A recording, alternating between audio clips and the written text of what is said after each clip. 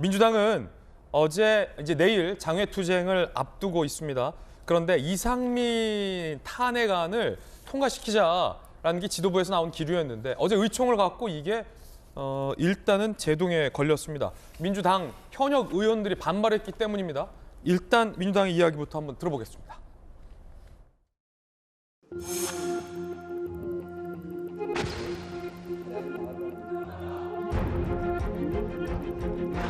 권력 노름에 빠져서 대통령실도 대통령도 그리고 그의 부인도 또 집권 여당도 우리 국민 삶에는 안중이 없고 이제는 민주주의는 뒷걸음질 치고 민생은 진짜 벼랑 끝에 내몰렸고 더 이상 뭉개지 말고 김건희 특검을 즉각 수용할 것을 촉구합니다.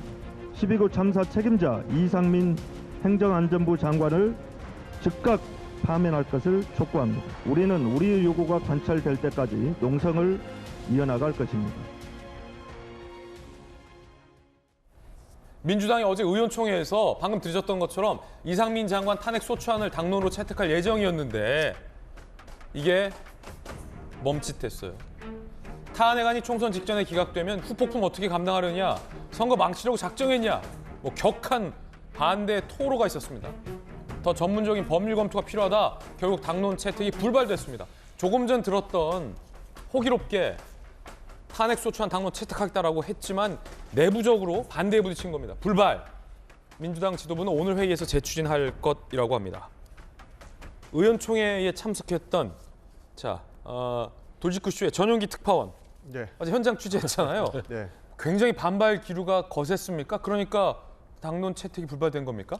굉장히 거셌다라고 보기는 어려울 것 같습니다. 그러니까 언론에도 나왔는데 4분의 1 정도가 우려의 목소리를 그렇군요. 전하고 있다 이렇게 얘기하고 있는데 누가 반대했습니까?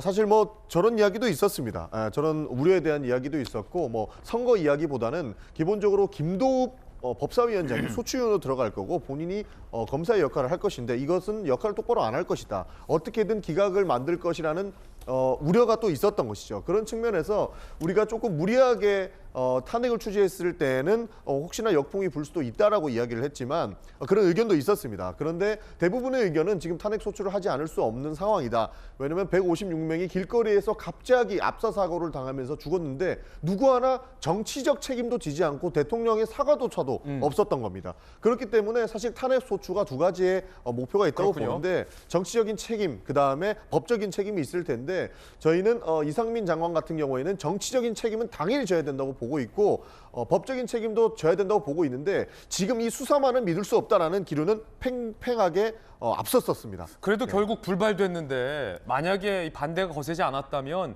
당 지도부의 뜻대로 이 불발될 리는 없었을 텐데 반대가 좀 거셌을 것 같은데 누가 반대했습니까? 누가 반대했다 구체적으로 이렇게 말씀드리기엔 조금 어려운 부분이 있는데 몇 분 예상은 되는데요. 몇 분 예상이 맞으실 겁니다.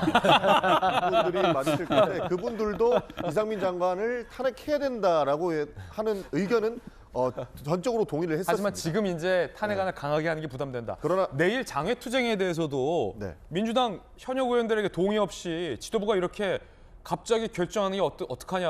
저도 이제 취재를 해봤는데 그런 반발 의견도 어제 의총에서 거세게 나왔던 것 같은데 그것도 역시 같은 분들이 비슷한 분들이 조금 그런 이야기를 하긴 했는데 장외투쟁도 어떻게 할 것인가에 대한 그러니까 의사결정 전에 의원들께 좀 더 많은 이야기를 듣고 지역위원회에도 좀 더 많은 상의를 좀 해줬으면 좋겠다라는 이야기가 있었습니다. 그래서 이상민 탄핵 같은 경우에는 조금 더 많은 이야기를 들어보자라는 측면이었는데요. 혹시 그분들이 이분들입니까? 비슷한 분들도 계십니다. 비슷한 분들도 두 분밖에 계시고. 안 계신데 비슷한 분들이라뇨. 네. 조홍천 의원, 방탄유한 것으로 비출 수 있어 위험하다. 각 지역별 인원 할당하고 체크하는 건 모순이다. 박용진 의원, 중도층표 잃게 될 것이다. 대선 불복 프레임으로 이어질까 염려된다라고 반대를 했다는데 비슷한 분들이 반대했습니까?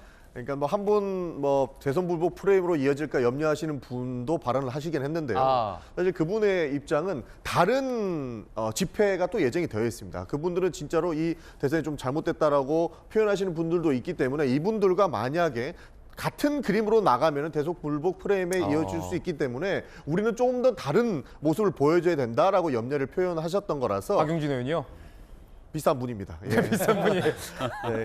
그렇게 해서 이상민 탄핵 같은 경우에는 어저께 2시간 반 정도 긴 시간 토론이 이어졌기 때문에 몇 분이 좀 이석을 하신 상황이라서 일단은 많은 분들의 예. 의견을 듣고 다시 결정하자 해서 조금 미뤄졌습니다. 정성호 의원이 지속적 장외 투쟁이 바람직하지 않다라고 반대했고 박지원 전 원장도 야당의 가장 강력한 투쟁 장소는 원내다. 왜 장외로 나가냐라고 반대했다는데 맞습니까? 저런 의견은 저는 듣지 못했습니다만 아, 그래요? 물론 이렇게 얼마나 오랫동안 몇 차례 할 것인가 구체적으로 당원들께 설명을 하고 장애투쟁을 이어가자라는 이야기는 있었습니다. 그래서 그런 것들을 좀 더 소상히 소통하는 것으로 귀결됐었습니다. 예, 이 유행어 될 것 같은데 전용위원회 비슷한 분들이라는 표현이 좀 유행할 것 같아요.